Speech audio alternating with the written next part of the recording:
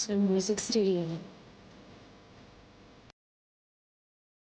മോഹൻലാലിന് രാജ്യത്തിന്റെ പരമോന്നത ചലച്ചിത്ര പുരസ്കാരം ഫാൽക്കെ ലഭിച്ചതിൽ ആവേശത്തോടെ ലോക മലയാളി പ്രതികരണങ്ങൾ. ജൂറിയെയും സർക്കാരിനെയും നമസ്കരിക്കുന്നുവെന്ന് മോഹൻലാൽ പറഞ്ഞു. ഈ വലിയ അംഗീകാരത്തിന് പിന്നിൽ മലയാള സിനിമയും കുടുംബവും കൂടെ നിൽക്കുന്നവരുമുണ്ട്, അദ്ദേഹം പ്രതികരിച്ചു. ഫാൽക്കെ അവാർഡ് നേടുന്ന രണ്ടാമത്തെ മലയാളിയാണ് മോഹൻലാൽ. 2004 അടൂർ ഗോപാലകൃഷ്ണൻ ഫാൽക്കെ അവാർഡ് നേടിയിരുന്നു. ശബരിമലയെ ആഗോള തീർത്ഥാടന കേന്ദ്രമാക്കുമെന്ന് അയ്യപ്പ സംഗമം ഉദ്ഘാടനം ചെയ്ത് മുഖ്യമന്ത്രി പിണറായി വിജയൻ പറഞ്ഞു. ദേശചിന്തയും മതാതീതവുമായിട്ടുള്ള തീർത്ഥാടന കേന്ദ്രമായി ശബരിമല അറിയപ്പെടണമെന്നും അദ്ദേഹം കൂട്ടിച്ചേർത്തു. വീണ്ടും സഹകരണ സംഘത്തിന്റെ സാമ്പത്തിക ബാധ്യത കുരുക്കിൽപ്പെട്ട് ഒരു ആത്മഹത്യ കൂടി.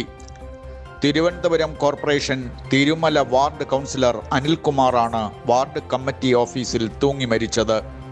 മൃതദേഹം ഇന്ന് BJP ജില്ലാ കമ്മിറ്റി ഓഫീസിലും തിരുമല ജംഗ്ഷനിലും അനിലിന്റെ വീട്ടിലും പൊതുദർശനത്തിന് വച്ച ശേഷം ശാന്തി കവാടത്തിൽ സംസ്കരിച്ചു. സംഘത്തിന് കോടികളുടെ ബാധ്യതയുണ്ടെന്ന് അനിൽ ആത്മഹത്യാക്കുറിപ്പിൽ സൂചിപ്പിച്ചു. തൊഴിലുറപ്പ് ജോലിക്കെത്തിയ 2 തൊഴിലാളികൾ തെങ്ങ് കടപുഴകി വീണ് മരണപ്പെട്ടു. തിരുവനന്തപുരം വെള്ളറടയിലാണ് സംഭവം. വസന്ത, ചന്ദ്രിക എന്നിവരാണ് ദുരന്തത്തിൽപ്പെട്ടത്.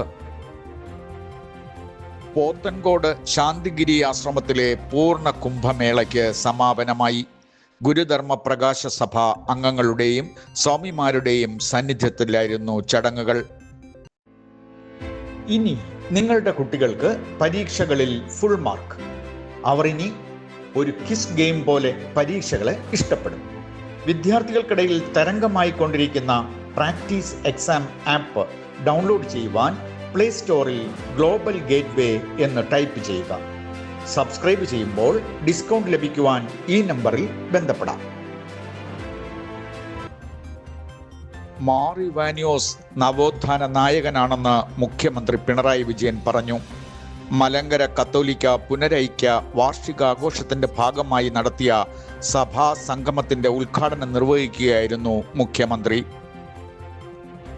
പത്മനാഭപുരം കൊട്ടാരത്തിൽ നിന്ന് നവരാത്രി വിഗ്രഹ ഘോഷയാത്ര ഇന്ന് യാത്ര പുറപ്പെട്ട് നാളെ വൈകുന്നേരം 6:30 പത്മനാഭസ്വാമി ക്ഷേത്രത്തിന്റെ കിഴക്കേ നടയിൽ എത്തിച്ചേരും. സംസ്ഥാന അതിർത്തിയായ കളിയിക്കാവിളയിൽ ഗവർണർ രാജേന്ദ്ര ആർലേക്കറിന്റെ നേതൃത്വത്തിൽ ഇന്ന് രാവിലെ 11:30 സ്വീകരണം നൽകിയ ശേഷമാവും തലസ്ഥാനത്തേക്കുള്ള വരവ്.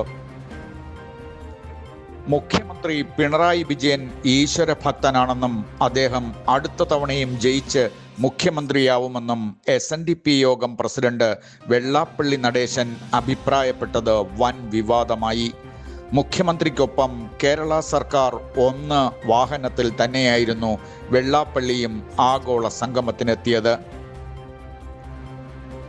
വിദേശികൾക്ക് US IT മേഖല ഉൾപ്പെടെയുള്ള ജോലി ചെയ്യുന്നതിനുള്ള H1B വിസയുടെ ഫീസ് വർഷം $1,00,000 അതായത് ഏകദേശം 88 ലക്ഷം രൂപയാക്കി വർദ്ധിപ്പിച്ചുകൊണ്ട് ട്രംപ് ഉത്തരവിട്ടു.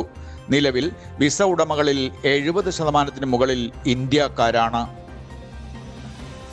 കുഴൽപ്പണം തട്ടിയെടുക്കാൻ ശ്രമിച്ചതിന് വയനാട്ടിൽ പോലീസ് ഉദ്യോഗസ്ഥർക്ക് സസ്പെൻഷൻ. വൈത്തിരി സ്റ്റേഷനിലെ 4 പോലീസുകാരെ സസ്പെൻഡ് ചെയ്തു. സംസ്ഥാന സ്കൂൾ ഗെയിംസ് ഗ്രൂപ്പ് 1 മത്സരങ്ങൾക്ക് നാളെ കണ്ണൂരിൽ തുടക്കമാകും. സ്കൂൾ ഒളിമ്പിക്സ് ഒക്ടോബർ 22 മുതൽ 27 വരെ തിരുവനന്തപുരത്താണ്. ഏഷ്യ കപ്പ് ക്രിക്കറ്റ് സൂപ്പർ 4-ൽ ഇന്ന് ഇന്ത്യയും പാകിസ്ഥാനും ഏറ്റുമുട്ടും. ദുബായ് രാജ്യാന്തര ക്രിക്കറ്റ് സ്റ്റേഡിയത്തിൽ ഇന്ത്യൻ സമയം രാത്രി 8 മണിക്കാണ് മത്സരം. സോണി 10 ചാനലുകളിലും സോണി ലൈവ് ആപ്പിലും തത്സമയം കളി കാണാം. സ്വർണം ഇതുവരെ ഗ്രാമിന് 17 രൂപ കൂടി 10,210 രൂപയായി. പവന് 81,680 രൂപ. വാർത്തകൾ ഇതുവരെ ഇവിടെ പൂർണ്ണമാകുന്നു. കൂടുതൽ വാർത്തകളുമായി വീണ്ടും കാണാം. നമസ്കാരം.